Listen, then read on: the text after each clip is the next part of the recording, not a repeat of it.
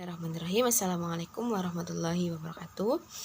Perkenalkan, saya Yuli Sawitri, mahasiswa pendidikan guru PAUD, Fakultas Keguruan dan Ilmu Pendidikan Universitas Muhammadiyah Purwokerto. Pada kesempatan kali ini, perkenankan saya untuk mempresentasikan artikel yang berjudul Implementasi Teori Perkembangan Kognitif Piaget dalam model pembelajaran anak usia 2-7 tahun. Ya, sebagaimana yang kita ketahui bahwasannya ada 6 aspek perkembangan yang harus dikembangkan oleh pendidik atau orang tua dari diri seorang anak usia dini. Yang pertama itu nilai agama moral, kemudian fisik motorik, kognitif, sosial emosional, bahasa, dan seni. Nah, salah satunya itu yang penting itu perkembangan kognitif. Perlu teman-teman ketahui, perkembangan kognitif itu bisa diartikan sebagai perubahan dalam pemikiran, kecerdasan, dan bahasa anak. Nah, si Piaget juga menjelaskan perkembangan kognitif sebagai hasil interaksi antara kematangan organisme dan pengaruh lingkungan. Nah, untuk perkembangan kognitif ini tidak bisa berkembang sendiri, melainkan ada pengaruh dari aspek perkembangan lain. Bisa dikatakan ketika anak itu perkembangan sosial emosionalnya atau fisik motoriknya itu baik, ada peluang besar perkembangan kognitifnya itu pun akan baik juga. Dengan kognitif itu berkembang dalam menjadi beberapa tahapan seperti yang dibagi oleh Piaget, yaitu mulai dari tahap sensori motor hingga operasional formal, atau bisa secara sederhananya itu mulai dari anak berpikir secara konkret hingga anak berpikir secara abstrak. Nah, ini sangat sesuai dengan karakter anak usia 2 hingga 7 tahun, di mana mereka itu masih berpikir tentang benda, kemudian berpikirnya konkret. Ketika mereka tidak melihat bendanya itu, maka mereka akan sulit untuk membayangkan. Kemudian anak usia 2-7 tahun juga memiliki rasa ingin tahu yang tinggi dan cenderung berpikir secara simbolik. Nah, artikel ini disusun berdasarkan rumusan masalah. Yang pertama, bagaimana proses perkembangan kognitif menurut Jean Piaget, kemudian apa saja tahapan perkembangan kognitif menurut Piaget, dan yang terakhir bagaimana implementasi teori perkembangan kognitif pada model pembelajaran anak usia 2 hingga 7 tahun.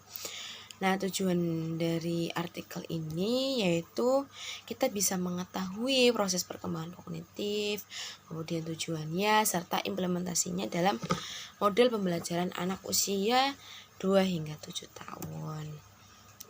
Baik, kita lanjut ke poin pertama, yaitu proses perkembangan kognitif. Nah, ini tuh proses perkembangan kognitif itu dibagi menjadi tahapan yang pertama, yaitu skema. Secara sederhana, skema itu bisa diartikan sebagai pola atau konsep baru sebagai hasil interaksi, tindakan, perilaku, pikiran, atau strategi pemecahan masalah yang didapatkan anak melalui beberapa pengalaman. Nah, setelah itu anak berusaha beradaptasi. Nah, di sini memanfaatkan struktur fungsional dari otak anak. Nah, dari skema yang anak dapatkan dari lingkungan, kemudian diolah, dipilah, dikumpulkan berdasarkan kategorinya. Nah, dari sini anak itu memilih mau diasimilasikan atau diakomodasikan dalam pengetahuan sebelumnya yang sudah anak dapatkan. Setelah dari memperoleh pengalaman, kemudian disaring, dikumpulkan, dipisah. Nah, kemudian setelah itu diorganisasikan, yaitu disangkut pautkan gitu. Piaget itu menjelaskan bahwa organisasi itu merupakan upaya sadar yang dilakukan oleh anak untuk mengelompokkan pengalaman yang sudah mereka peroleh. Proses ini tidak bisa dilepaskan atau dihilangkan, dan ini akan terus berlangsung hingga anak dewasa. Nah, kita analogikan saja, misalnya ketika anak sudah memiliki pengetahuan A. Nah, kemudian dia mendapatkan atau berada di lingkungan yang baru atau mendapatkan pengalaman baru, sebut saja pengalaman B.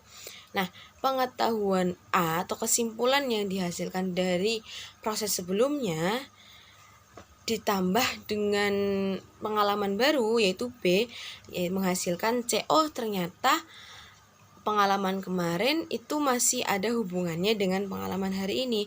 Oh, ternyata pengalaman kemarin itu masih berkaitan dengan pengalaman yang aku dapatkan hari ini. Kurang lebihnya seperti itu. Nah, setelah proses skema, kemudian dipisah, dikelompokkan, kemudian disimpulkan oleh anak, nah baru tahap terakhir yaitu ekuilibrasi atau penyeimbangan.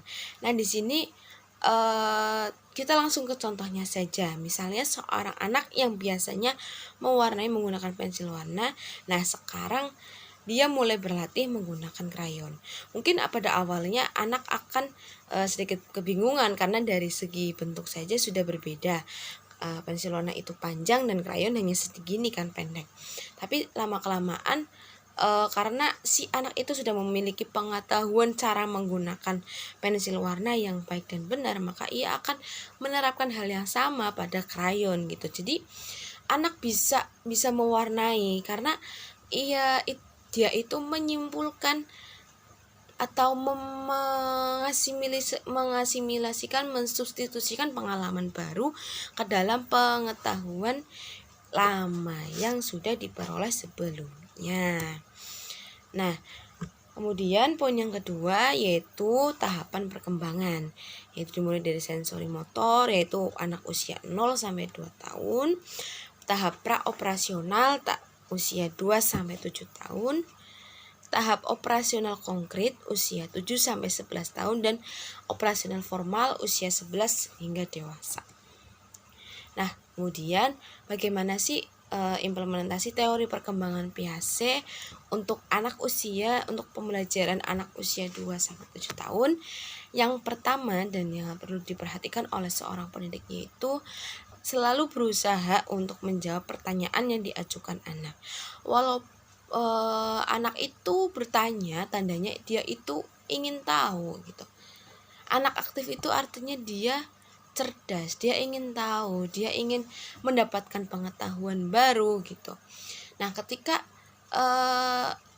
kita atau pendidik orang tua itu belum menemukan jawaban yang tepat atas pertanyaan anak, jawablah sejujurnya. Katakanlah, maaf sayang, ibu harus belajar dulu, atau bu guru atau bunda harus belajar dulu. Nah, atau bisa juga dengan mengatakan, maaf nak, ibu tidak tahu, besok bisa tanyakan ke guru kamu ya, seperti itu.